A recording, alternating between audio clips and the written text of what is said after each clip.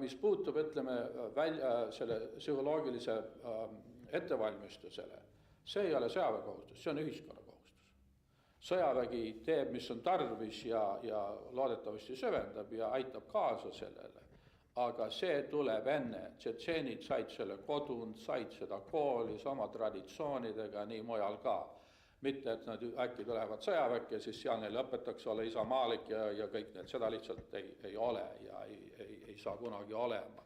Ma arvan, et tuleks minna tagasi sama süsteemi juurde, mis oli 30. aastatel Eestis. See tähendab alustada peale kõigepealt kodust, siis lasteaiast, siis viia sisse, tähendab koolides, kas siis mingi isamaaline kasvatus või riigikaitse õpetuse süsteem ja sealt edasi juba siis tulles sõjaväkke, mees teab, mis ta ees ootab ja mees teab, mida ta läheb sõjaväkke tegema.